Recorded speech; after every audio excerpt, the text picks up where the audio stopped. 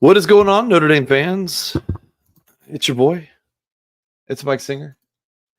We are live on the Blue and Gold YouTube channel. It is 11:46 p.m. Eastern Time, a few hours after Notre Dame's victory over Louisville. We're going to do a call-in show.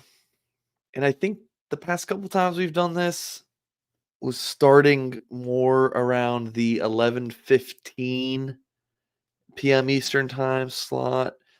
But I was watching that Georgia game and I was editing a video that Jack and Tyler recorded and got that up. So it's a little late. But YOLO. You only live once. We got Rip Jules. We got is that TP Adam? Teppy Adam? Chris is in here. We got Left Twix, Tom, Dynasty ISP, J Car. What's up, everybody? We're gonna start taking calls here in a minute. I just got to say something real quick. Hit the thumbs up. Just do it. Hit the thumbs up on this video right now. Damn it. Why haven't you done it yet? Hit the thumbs up on this video and subscribe. But I have a feeling everyone watching this is already subscribed. I mean, that would make sense. And I'm gonna talk about this a lot. 50% off annual memberships. This is billed annually. Comes out to $5 a month, folks. Promo code's Go Irish. It's gonna go away this weekend. I think we'll be able to still have it on Sunday, but you got to get it. You got to get this insider recruiting intel, direct access to the Blue and Gold staff, community of thousands of Irish fans, all that good stuff. So that is our little flash sale. So here is the call-in show. 605-313-5550, access code 504-9450 #. Okay. You got to hit the pound there at the end. And I don't want to hear, well, Mike, it wasn't working for me. It works. It works, I promise. And one quick thing. I'm like the goofiest person on the planet. And people are like talking about, oh, is Mike drinking when I do this? Guys, you think I would hop on if I was under the influence? Are you serious? Come on. I'm just a little freer, a little bit more in my element, okay? This is straight water. Straight water.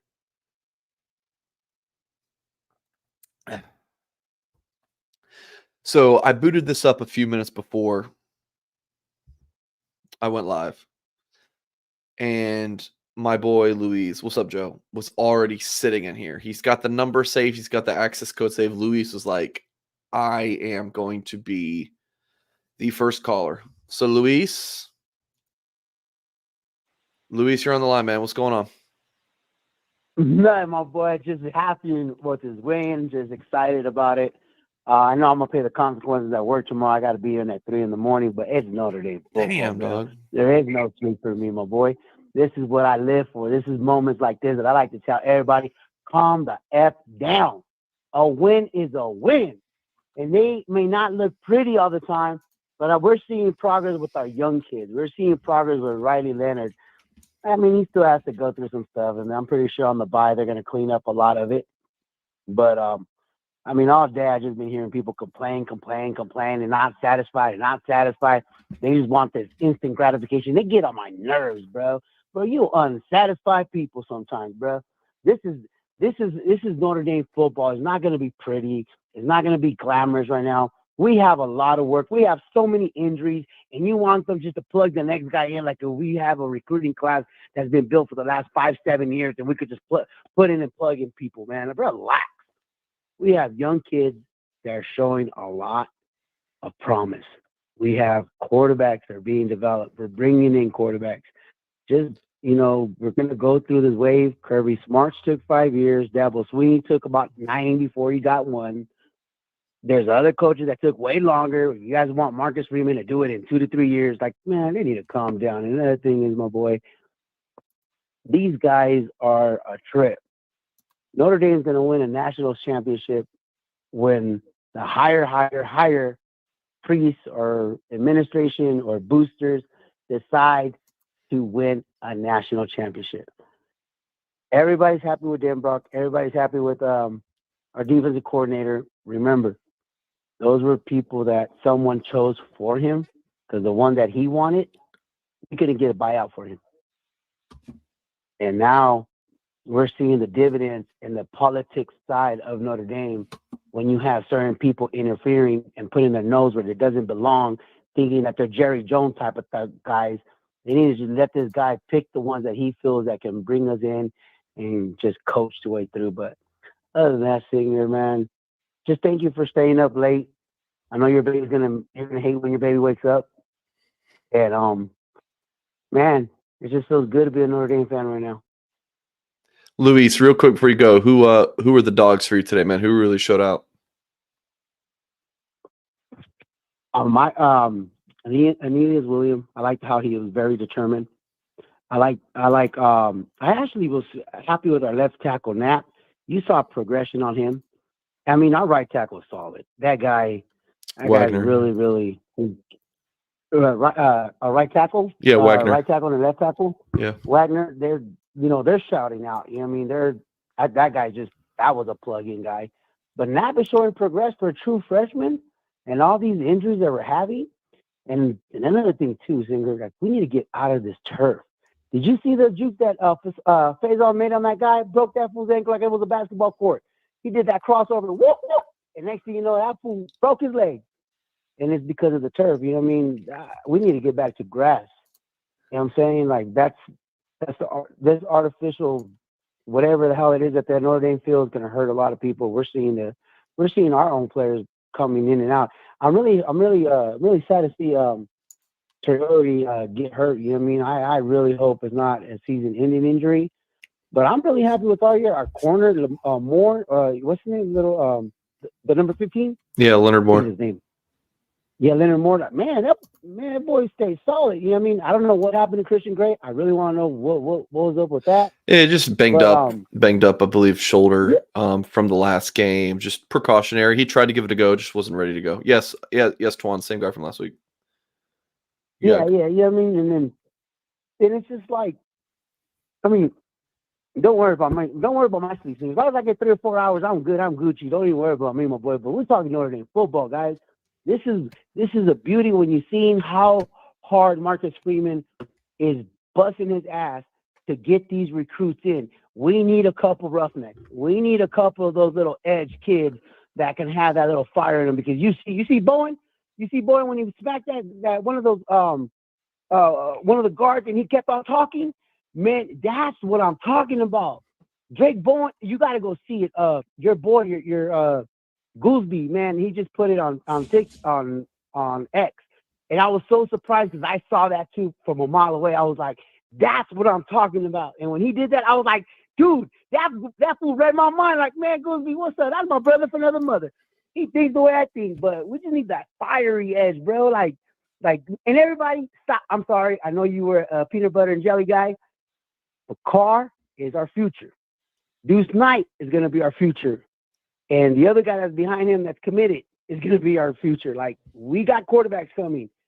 I'm sorry, fans, that we want that instant gratification right now. We want to be up there with the Bamas and the Georgias. But, man, we should be happy with what we got right now, guys. We can't be too picky. Beggars can't be choosers right now. You know what I'm saying? Like, relax. You know what I mean? It takes time to build a team up.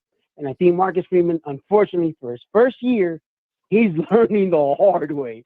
He's learning what it is to be a Notre Dame coach.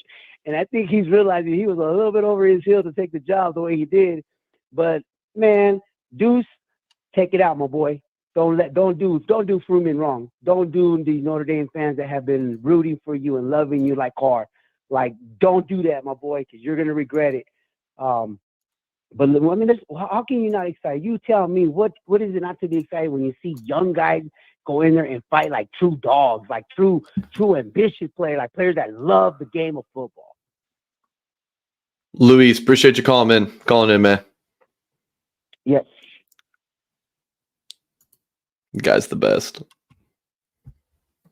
Singer's wife, she is, man. She's asleep. I had to tuck her in. Yeah, like this is what I'm talking about. If Irish Illustrated booted you, I'm boot you next, Left Twix. I mean, damn, bro. I already talked about this. I'm more chill when it's just me and my call-in show. You guys are killing me. Yeah, it's late night sweaty Mike. Come on. All right, let's go to 570. What's your name? Where are you calling from? Hey, Mike, this is Luke out of Pottsville, Pennsylvania. First-time caller, but I've been listening the last couple of years now. Luke, what's going on, man? Thanks for calling. Yeah, absolutely. So first off, don't want to be negative right off the rip. Great to get a win. Love seeing the young guys out there flashing. I really do think for all of Marcus's flaws, you've started to see him as a talent acquisition guy. I really think him and his staff has done a great job in these classes the last 2 years, and that's starting to flash. So yeah, happy to see that. To be a little bit negative, okay. I know people are going to bitch about Riley, so I don't want to bitch about him. I thought, thank you. Given what he was allowed to do today, I agree. I thought he played pretty well. Yeah, I thought he played pretty well. Now, that's where the problem comes in. It feels like they have him just chained up. They just won't let him throw anything other than a 5-yard out, or once every 10 plays they'll let him throw it down the field. But there's no intermediate game at all. And what bothers me, and it hurts to say this because as Notre Dame guys, we hate Michigan, but don't do it. To me, their formula to winning a national title is what we got to do, right? It's defense, run the ball, and then play action. To me, that's what we're missing. Everything's so predictable. Like, you have Jeremiah Love, and you don't ever use him as a decoy. It's either hand the ball off or Riley runs out and, rolls out and throws a 5-yard out. Like, to me, the lack of play action is, like, if you want to roll him out, fine. Give a little fake to Jeremiah Love, play action boot out of it, Have Mitch Evans. Yeah, not cheating. I just saw that comment flash up there. Not that Michigan way. But yeah, I don't know. I thought it was a Parker thing last year that he never wanted to call play action, but it's been pissing me off this year that it's continued. So I don't know. That's been my biggest bitch. I can't complain too much though. We got the win, and with the way the schedule's lining up, I think we got a good chance to turn the season around. So I'll shut up and listen. Thanks for taking my call, Mike. All right, Luke. You have a good one, man. All right. Yep. All right, that's Luke from PA. The Jared Parker thing is interesting.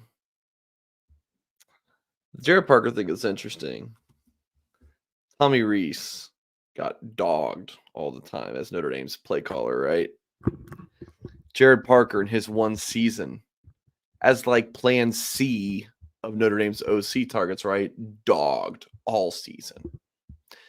Plenty of people would like. Now I'm thinking about it, I feel like Parker got more blame than Hartman last year, talking about the fans. And now you bring in Denbrock, and he is the savior. The savior. People are dogging him. Yeah.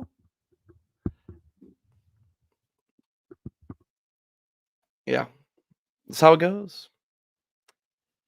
Yeah, Parker, better O-line, but it would be a better O-line if Notre Dame just wasn't crushed by injuries. Not as good as last year's, obviously, with the bookends on the line, but so we can play that game all day Denbrock actually has a running quarterback, though. It's just, guys, Cam Williams is playing because the staff doesn't deem him ready to play. I mean, I don't know what you want me to tell you. Like, say he's failing classes or something, out with the cheerleader. No, he's not ready. Not everyone plays right away. Cam's just not ready to play. So that's really it. That's really it. There's the number, folks. Please hit the thumbs up. I am a salaried employee who does not get paid extra for doing this show. This is all just me. And look, I still have another article to write tonight. It's noon. It's midnight now. It's noon. It's midnight now. I got church in the morning. So I'm doing this all for fun, right? And for you guys. So please hit the freaking thumbs up on the video. Very appreciated. And then also we have this little sweet deal going on too. 50% off annual memberships, promo code Go Irish. Who we got next? Let's hear from 708. What's your name? Where are you calling from?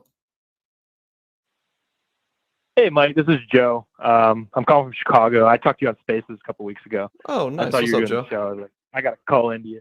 Nice, All right, man. two things. I'll start with the fun one, but I promise I'll relate it back to the Notre Dame. What do you think about this?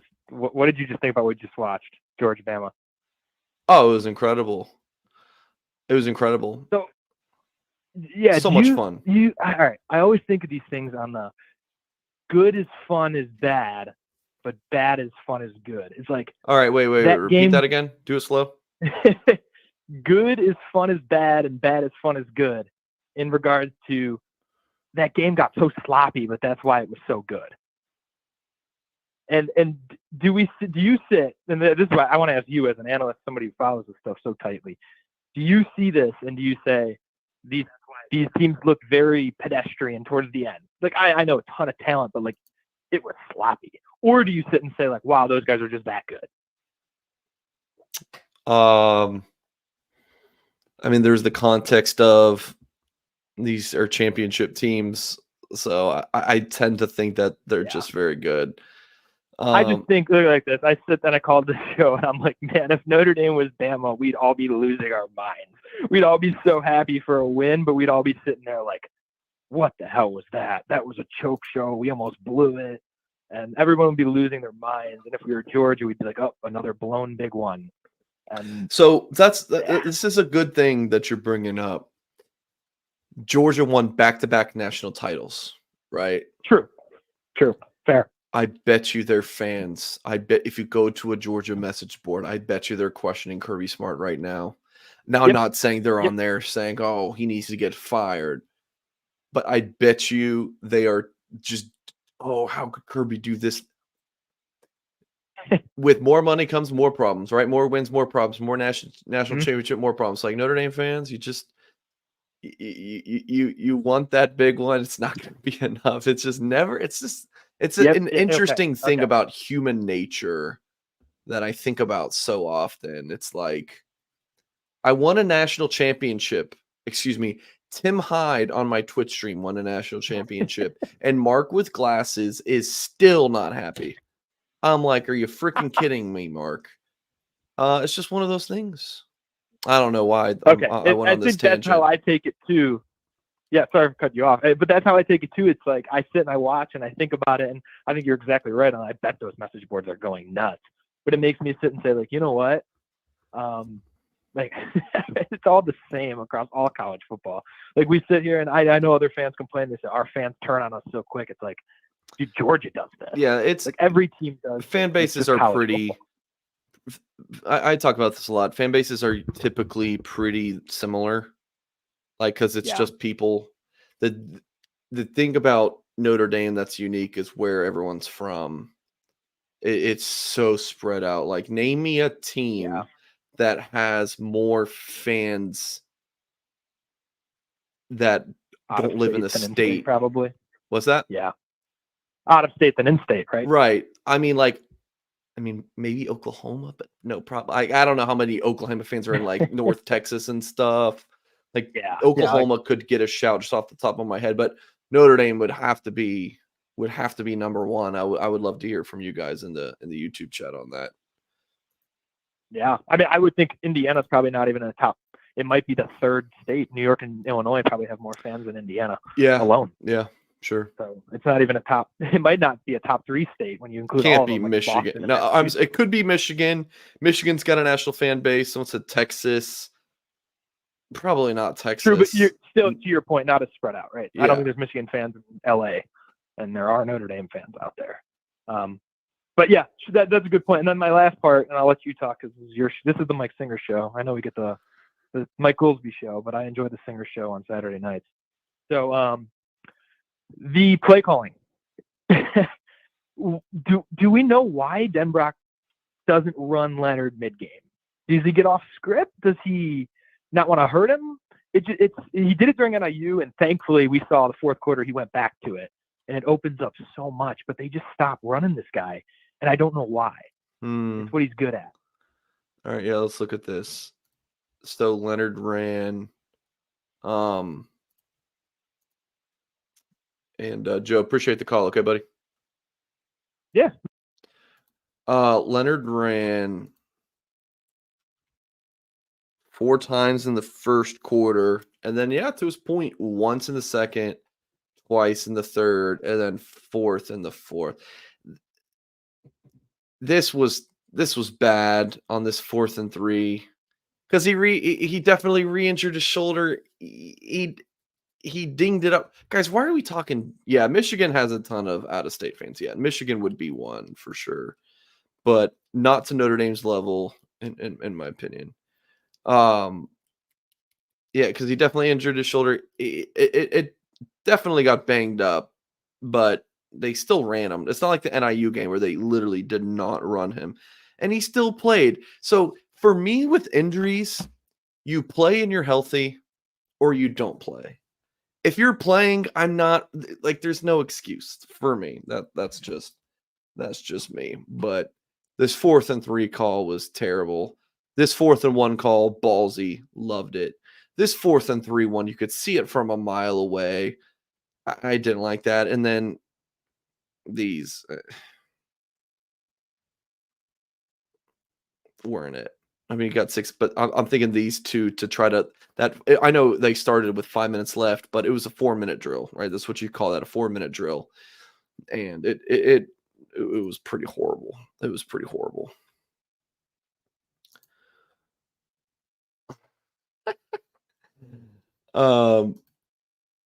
Let's go over to we got 2773s. Is this Thomas? It sure is. What's going on, Thomas? Michael, hey, listen, many thanks for doing what you're doing. I really appreciate it. It's very cathartic for a lot of us in the fan base that you come back and do this after the post-mortem of the game. So once again, thanks. I really appreciate it. But yeah, you know what? As I step back and I take a look at it a little bit more, I think what people are clamoring, they can't kind of put their finger on why did Notre Dame's offense kind of sputter? Well, that's a very good football team that was on the other side of the line. They made adjustments, and I'm sure you'll hear this from Goolsby. In the second half, they came out and those down linemen were playing a gap defense. It's the old George Perlis 4-3 slant is what they were doing, really. And it's very hard for a young line to go up against that because of all the stunts that they do. They do jump, like you'll see a running back do a jump cut. They do jump stunts into the gap. And it's really hard to block. So that was part of the reason. And I just think there's a lack of discipline on the offensive line. There's Spindler again making the stupid offsides penalties, and it's just when they focused in the first quarter, they were on fire. Yeah. So it's just things that they need to clean up. And I think, what everybody was expecting, in preseason, like there was, especially with Riley Leonard, it's a lot more. It was, I think it was too high of expectations. And Denbrock, we were talking earlier in the last couple of callers was talking about, they brought up Jared Parker from last year. Denbrock's, I mean, he's worlds apart from Denbrock. So there's a continuity problem on offense. I think this is an opportune time for them to have a bye, and they could get healthy. The injury bug came back again today. I swear that is bad luck. And hopefully, Boubacar Traore is it's not as bad as it looked. And Faison, I want to see these kids get healthy. I really do, because they're going to need them, especially down the line. So yeah, it's I'm not as down in the mouth about this game as I was right after it ended. Because I started rewatching it again, and I love it. They're closer than you think. It's just about the discipline and execution. And I know that's not sexy. People are looking for what's a big idea and what's the secret sauce. Well, that's the secret sauce. If they get disciplined and they start executing better, I think a lot of those problems go away. So that's and incident. Tom's the guy coming up. Well, hold on, Tom. So let me ask you something. So when you finished watching the game live, you said unhappy, like you didn't have a good feeling. Well, I was bothered, because it was so up and down, and there was so many blown opportunities during the game, and then the miscues. So you're like, what did I just watch there? It wasn't the greatest game, but that was a pretty good football team. I mean, some of those throws that quarterback he's going to play on Sundays.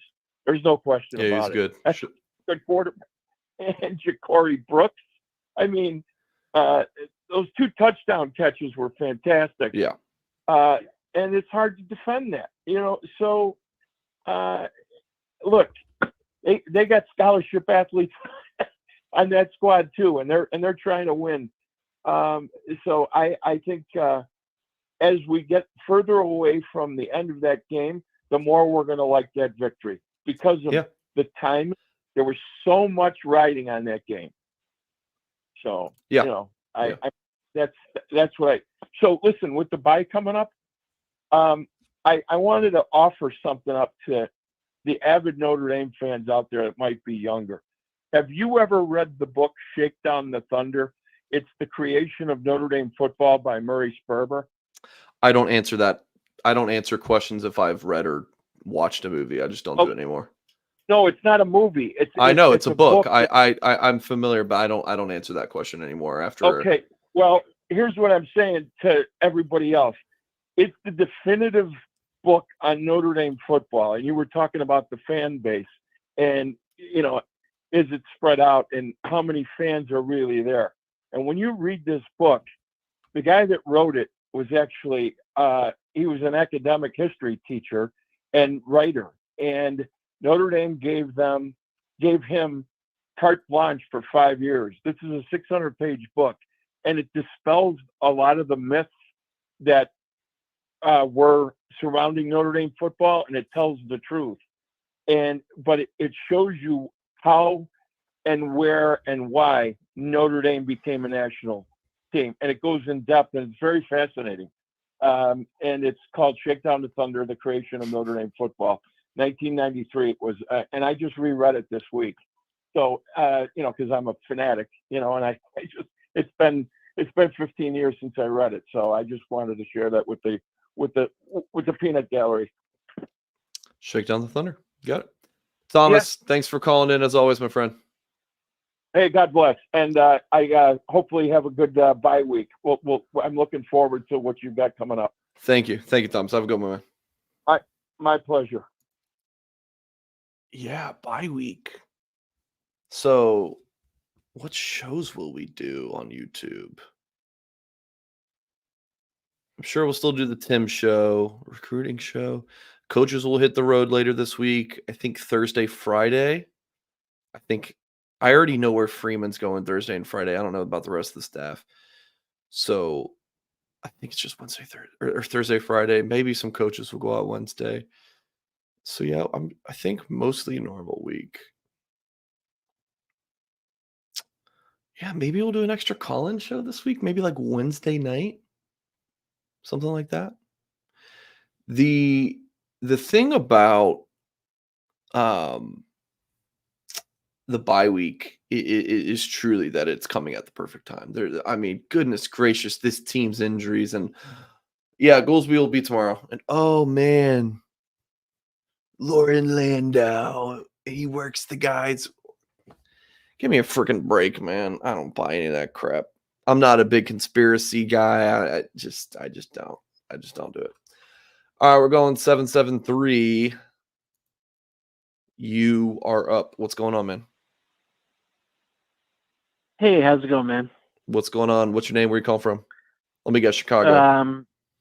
Yeah, Brandon from Chicago. Brandon? And this is not Brandon. Okay. What's going on, Brandon? It's not about the game, but I'm just curious. Long-term Notre Dame Irish program direction.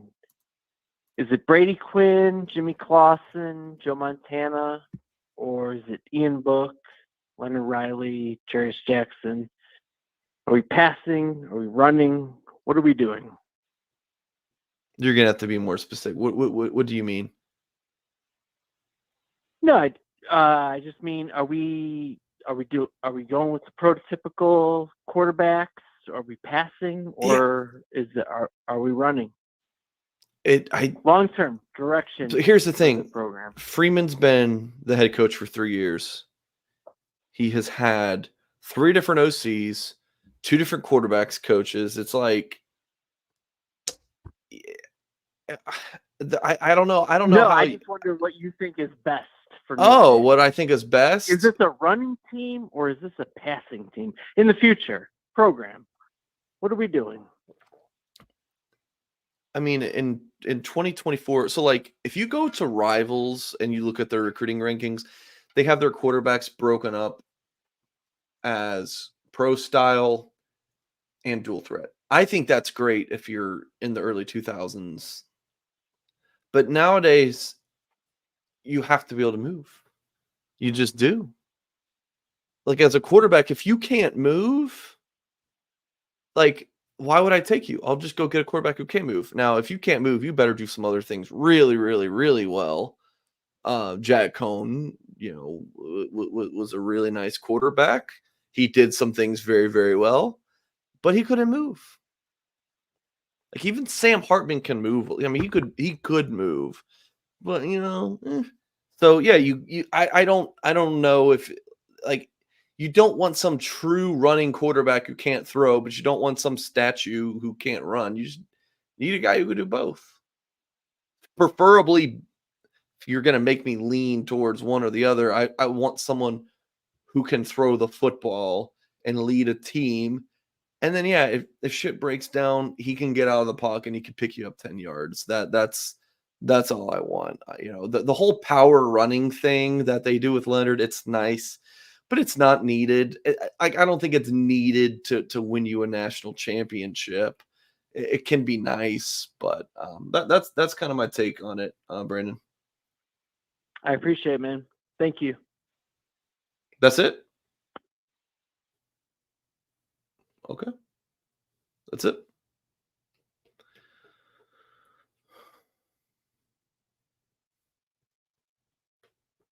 Right? I mean, I don't know if that's a weak take, but I know Goolsby loves his mobile quarterbacks. I mean, again, I would rather have a quarterback who can move, who can't move, but I'm not gonna say let's put Tyler Buckner out there over a Steve Angeli because he can move. And I'm not saying that Goolsby would say that right now. I don't know what he would say. But I just want the best quarterback. whatever that looks like. All right, this next caller, I literally have his name is Brian, and I put in parentheses next to his name, good caller. So, Brian, I remember a little bit our call. I think it was it after the Purdue game, Brian?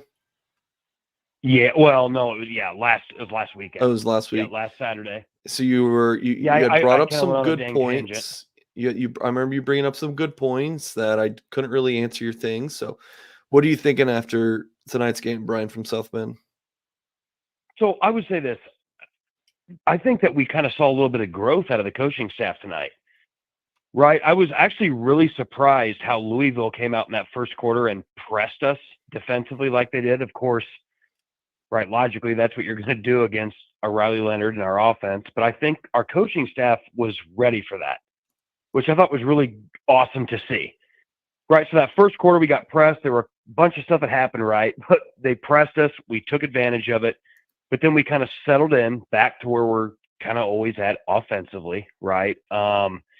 Out passes, run up the middle, but we were doing enough. Also, what I think was really cool to see on the coaching staff, more so on Freeman's side, was in the fourth quarter, late in the game, right?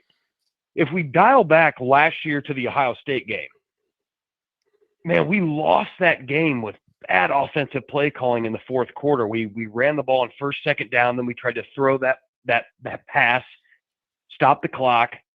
Right. I know maybe some of us Notre Dame fans were watching tonight. We're like, fourth quarter, we run. Louisville gets the ball back. They had good momentum. I mean, statistically, they owned us, but especially offensively. But to see Freeman go, we're going to run 3 times. They're out of timeouts, and we're going to force them to come down and score. At this point, I thought that was really, really good growth to see in a head coach. Right. The defense was just injuries and all the stuff that happened tonight. The game plan on defense was sick, just ridiculous. I mean, what were your thoughts? What did you see, Mike? I mean, I think that we all kind of looked at the offense, right? Once we get figured out early on, it is what it is.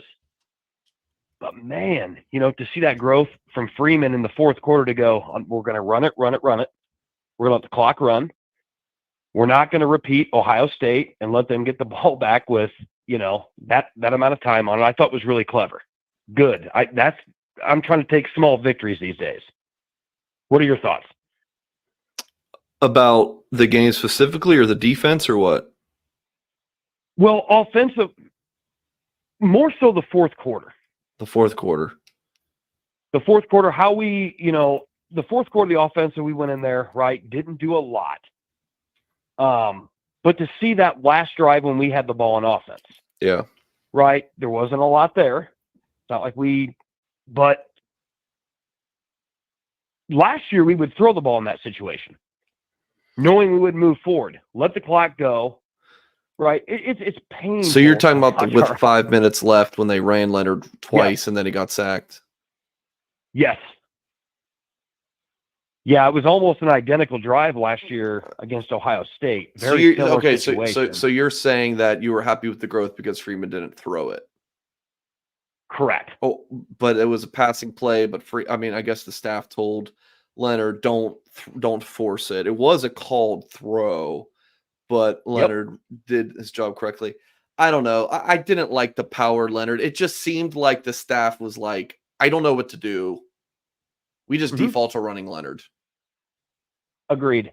So, Mike, I think you would agree. That's kind of what we're going to deal with this season, right? I mean, call me crazy here, but I think the offensive staff stepped back early this year and went, "Here's where our offensive line's at." Right? Riley Leonard's probably our best choice. There's going to be a lot of hiccups up front at the line of scrimmage. We need a guy that can run it here and there, that can be tough, gritty. Right, we're not good in pass protection. I don't think Brian Kelly, he did a lot of good things for us at Notre Dame, but he left the cupboard bare at wide receiver and especially at quarterback. Would you disagree with that take? I mean, Freeman's been the head coach for 3 years. I mean, I guess that's what I mean about the quarterback. Yeah. I mean, would you where would your assessment be if you're looking at your offense coming into this season and know you're going to have hiccups up front, especially how young they are on the offensive line, where are your strengths going to be? On the offensive side of the ball? Yeah. Well, I mean, they couldn't have predicted the Jagasaw, the Craig, the Shrouth. Right. You're right. Yep. Still, it's still a young offensive line. But, I mean, going into the season, I thought Leonard was going to be a better passer than he is. And I understand that, this is what he was at Duke. I thought he would be a more improved player at Notre Dame. Right. I just did. Running backs are outstanding. Jadarian Price has not, like Tim talked about this tonight in our live shows, like he is not a consistent playmaker in terms of 6 yards, 5 yards, 8 yards. It's either -1 or 45 yards. But Jay Love is a superstar. I thought Mitch Evans, the production from the tight end spot's been terrible. I can't explain what's going on there. And then the receivers is who's our tight ends coach? Tim Brock. Yeah, so it's just I agree with everything you're saying, by the way. But I think there's so much put into the offense this year, and I just think I was almost the opposite last week, right? I mean, I think all of us we just get so mad at what we're seeing offensively, and it's kind of what it was like that first quarter of tonight's game. Louisville was they came out in that press coverage, allowed us to really kind of do what we wanted to do. I think it was very scripted. I think that's where the coaching staff on the offensive side of the ball was really good tonight, was in that first quarter. I think they expected press coverage from Louisville. We took advantage of that. We played that to our strength, and then we just kind of set back. That's all we need to do. I mean, listen, call me crazy. We're not in the SEC, and we don't play those kind of games, but we got one of the better defenses in the country, especially when you're filtering in freshmen and still doing some of these things. Yeah. Well, I mean, it's really cool to see. Yeah. I am loving the defense. This defense is so much how I play in the EA College Football 25 games. I give up chunk plays. And then you just get the offense and set. You get a big TFL sack, 2nd and 17 before you know it, and then you're just cooking. It's like, okay, you started at the 20, you moved the ball 10 yards, you moved the ball 15 yards, okay, but we'll get our opportunity. We'll either set you back, we'll pick you off something. I love, like, you mentioned the stats. Like, let me pull it up real quick. Louisville. Yeah, if you look at the stat, it's pretty staggering. 115 yards. Louisville outgained Notre Dame. It's pretty staggering when you look. Yeah, I mean it. Jeff Brom is a hell of an offensive play caller. He is. I was never really concerned about Notre Dame losing the game. I mean, my butt was clenched a little bit when Louisville had the ball, to be able to tie the game, but it just felt like Notre Dame's defense was going to make that play. And I tweeted out right after halftime. Let me pull up the tweet, actually. Hold on, let me read it real quick. I said, Louisville, this is at 5:33. I'm pretty sure, this is right after halftime. Louisville remains within striking distance, but it feels that Notre Dame has this game in control. We'll be able to come up with key plays defensively to win the game. We shall see. And it ended up being super accurate. I mean, that's exactly how it went. The Jeremiah Love touchdown on the screen, that drive was extremely needed. But I mean, the Notre Dame defense, it stood up when it needed to, and I do think on a different day Notre Dame could lose. It's outstanding, Mike. But by the way, can we all just rejoice in the fact that a screenplay worked on offense? It's a beautiful thing. I mean, it's a beautiful thing. Like, how many times have we thrown a screen and it gets stopped immediately? It was just set up. It was set up the entire game. That was such the right call. That was great. But I mean, I think this season, defense is going to keep us in a lot of games.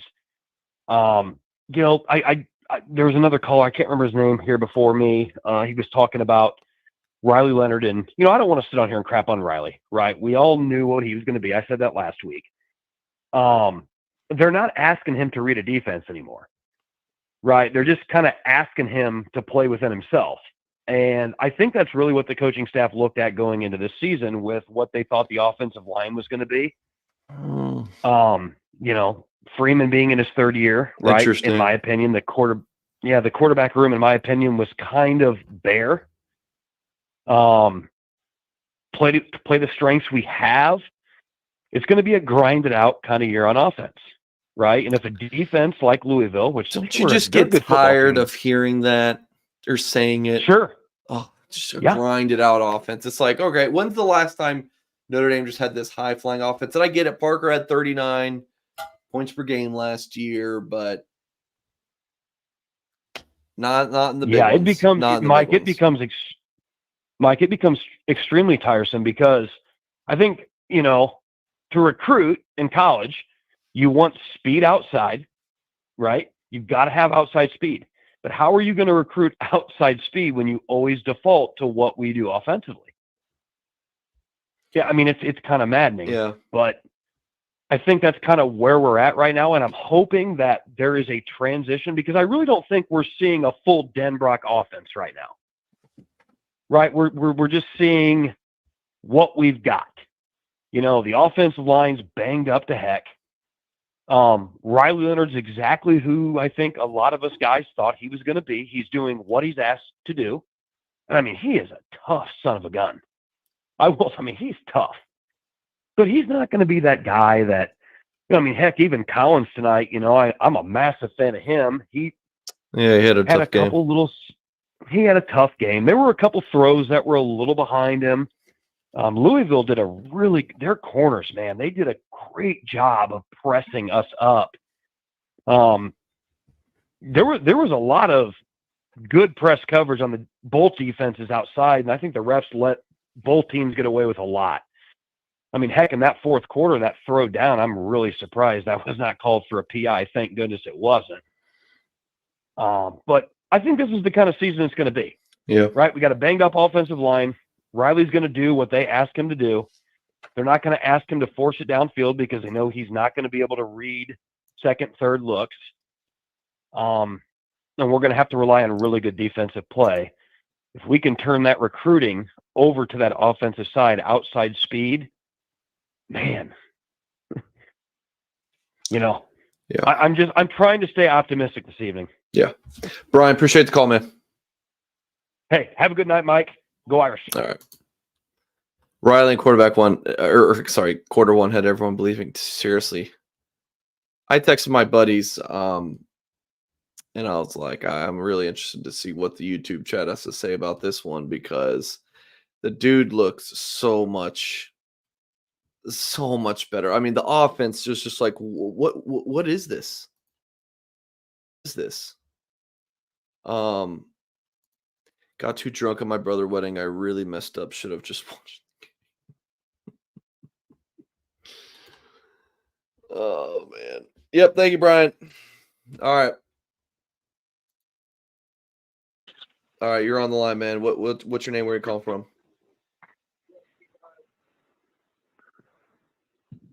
Jeremiah.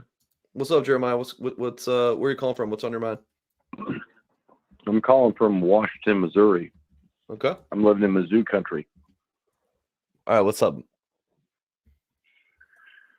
I'm calling from Washington, Missouri. Okay. I'm living in Mizzou country. Do you want to talk? So Freeman is a defensive coordinator turned head coach. Can you mute the stream behind you, Jeremiah? You have the show pulled up. I do. Let me turn it down. So some of the expectation of a first-year head coach, and I understand now he's a third-year head coach, but he's a first-time head coach, defensive coordinator. Most of the expectation in the college football landscape is that defense is going to be tough and that offense is going to probably be lacking, right? And I understand that. one difference I've seen between BK, who I was a defender of, and Coach Freeman is we stand up for them big matchups. Now it's tough. And Leonard hasn't done everything he was supposed to do as a $1.4 million quarterback. Hartman hasn't done what he was supposed to do. You know, these quarterbacks haven't done necessarily everything they were supposed to do. The offense hasn't done everything they were supposed to do. But why is it that when an offense scores 31 points or 59 points against Purdue is all the fandom can talk about is how the offense didn't do their job? Like, I understand that there's problems on the offense, but I watch the rest of the top 25, and I watch them. I watch them almost as much as I watch your podcast, Mike, with Goolsby, right? Or I watch the IB podcast, or I watch the rest of the On3 podcasts or the 247 podcasts. I watch all of them. Right? I like yours, Singer. Thank I do. you. I like your takes. I like Goolsby's takes. Probably especially Goolsby's. I'll be honest. I'm a homer. But why is it that if the offense doesn't score 100 fucking points every night, excuse my language, all we have to do is talk about how we're not anything, how we can't beat anybody, we can't do any of the things, and the defense shows up night after night, right? Louisville scored 17 points tonight, 2 touchdowns off of red zone offensive production. The rest of the night, they scored 3 points. This is a top 15 team. I don't care that their name is Louisville. No doubt. Right? Colorado won a national championship. I know a lot of fans don't remember that. Back in 90. Colorado has won a national championship before. They're not anywhere near that right now. And they're Colorado. They don't have to be a blue blood to have a good team. All right. Hey, Jeremiah, thank you for calling.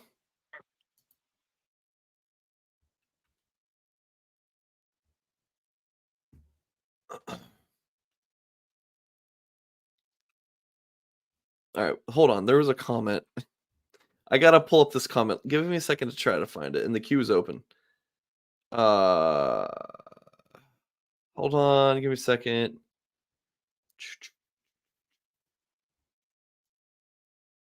Someone just absolutely roasted me, and it was a good roast.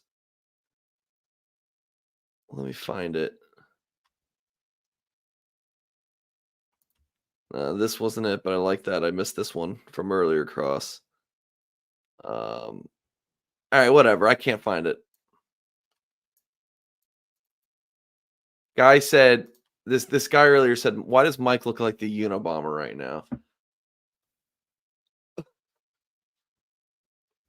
I don't have my glasses. Well, that's too funny. I usually have my Tim Hyde glasses for the stream, but no, not this time.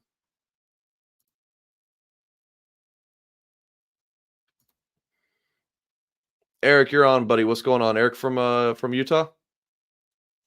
Yes, sir. What's up, man? How are you? Good. How are you doing? I'm good. What's up? All right. So this is still Notre Dame football, but it's unrelated to an actual real game. Started an NCAA dynasty with Notre Dame. Okay. Last night, playing against one of my buddies that we started this league with, down 28-7. Okay. And then I remembered off your stream, Ohio State. Okay. You said something about Al Golden defense. We can bend, but we're not going to break. Hell yeah, brother. So I started playing a bunch of man coverages. Okay. He was up 28-7, came back and destroyed him because of you saying, gotta just play these guys, man, send some heat, bend but don't break. Ended up getting 5 picks, came back and won the game. So, this is a little bit different than what we're used to, but Talk your shit, Eric. Let's go, baby. Mike Senior Let's right here go. got me a win last night. So yeah, like I said, it's different football, but I hope I got you 2 wins last night, bro. Hope you just got your confidence after that big win and then you hit the town. Let's go, I'm dog. kind of pissed though that it won't let me edit players' numbers because I really hate seeing Great House with 19 in this game. And Bo Collins with 10 and Chris Mitchell with 10 and Bo Collins with 15. Won't let me change their numbers, but Huh. that's all I got, Mike. I just want to talk to you about NCAA. College football 25. Huh. In my dynasty, I think the numbers are right. Again, on mine they're not. Huh. Fortunately, Great House is 19. Naps as left guard. It's just messed up. My starting Michigan O-line Graves was like terrible. Really, yeah. My starting O-line was from left to right. I think it was like Baker, Coogan, Craig, Wagner. I can't remember who my right tackle was. Or maybe I had Schroff. You had to have started Jagasaw. Yeah, Jagasaw. Left tackle. Yeah, so Jagasaw would have been left tackle. Spindler. Baker was right tackle. Yeah. All right, I have Spindler at left guard. I got Craig center, Sprout at right guard, and Wagner at right tackle. Yeah. We'll have to play sometime, Mike. You know what? To be completely honest with you, Eric, probably not going to happen. It's just probably not going to happen for multiple reasons. Why not? Well, one, I'm not paying for Xbox Live just to play you, Eric. It's just not going to happen, right? I have to play you. I have to get Xbox Live to play you, right? Or do you even have an Xbox? You're probably a PlayStation guy. PS5. See, I mean, so the conversation's already done right there. I mean, even if you did have Xbox, right? Because you can't do cross console. I mean, we're still probably not. Oh, you can? No, you can do cross console. Yeah, console. Yeah. Well, I have to get Xbox Live to play online, and I'm not doing that for one game. Let's up that salary a little bit, then, huh? Hey, man, I'm down for that. I am down for that. Oh, let's see. Ian saying play Fortnite. John Massey soaking in Utah. All right, Eric from there, brother. Thank you for calling in. All right. Hey, it's good talking to you, Mike. Have a good night, man. Right, you too. I was like, all right, we're not talking about that. Oh man. No, I play on PC. I play on PC, man. Oh man. The only person I have played in NCAA, and I'm still calling it NCAA. I know it's not NCAA, but it's just it feels wrong saying anything else. Was Jack Sobel. I played Jack Sobel twice in his apartment. Beat him twice. Here's something I want to ask you guys. Guys, I'm not playing. I'm just not going to do it. Yes. Okay, J. Carr, shut up. So we're playing on the same Xbox together, right? When you pick your plays, you can do it by formation. You can do it by it's my controller. You could do it by play type. You could do it by player. Jack Sobel was doing by play type. So he had like a jet sweep, and you can see the three different options of plays he's going to pick, and they were all jet sweeps. And he picks one, and I'm thinking to myself, what is he thinking? What is Jack thinking? And then he runs the jet sweep, and as the guy goes in motion, I'm controlling the safety. I just run right to where I know it's going, and he gets mad. He's like, "What are you doing? Why are you looking at my place?" I'm like, "What do you mean? It's right on the screen. What do you want me to do? Look away?" And he said, "Yes." He said, "Yes." So I was like, apparently that's what we have to do. So, and for me, you don't pick by formation or by play type. Come on, that's rookie. You pick by formation. It's crazy. Age old debate. Do you screen look or do you not? For me, you screen look. I'm not breaking no rules. Rip Jules, I'm not gonna lie, dude. I couldn't give a rat's ass what you're here for, bro. If you don't like it, then leave. It's not that crazy. Just get the hell out, Rip Jules. If I start talking about video games, or if I talk about, the burrito I made for dinner, just get the hell out. Just leave. It's not that hard. I'm also just rifting because rifting. See, I play too much Fortnite. Rifting because I got no callers. And I was just gonna wait another couple minutes to see if anyone call in. Hey, bro. Hey, man. Well then, you're cool here, Rip. You're cool.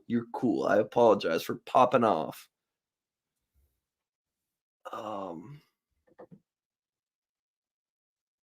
Anyway, all right, we're gonna end it there.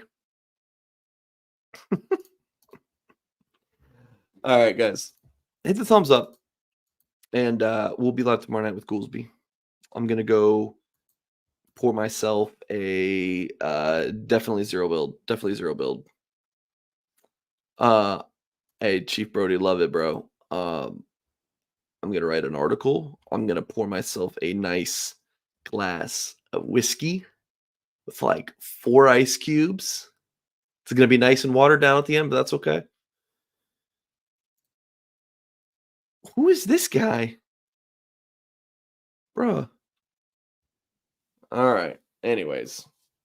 Well, I appreciate you guys. Just read this chat. See, okay, hold on. What whiskey? I always have 2 like getting cooked. Bro, I got church in the morning, not getting cooked. I always have 2 whiskeys on hand. I have a nice whiskey and a not nice whiskey. The nice whiskey is what you drink first. As soon as you feel a little buzz or something, then you go to your cheap whiskey. That's how I operate. I always have to have 2. You don't want to be having a buzz going and then keep drinking, because at that point you don't even know what, you can't even tell the difference, really. Anyways, no, I did not see Juice's IG live. I know he was trying on an Auburn uniform. I don't know what to tell you guys. I don't have an up creep. I really don't know what my cheap whiskey is right now. But the expensive one is something from Breckenridge, Colorado that my father-in-law brought me home for my birthday. Good night, everyone. Goolsby Show, 8 p.m. Eastern tomorrow. Later.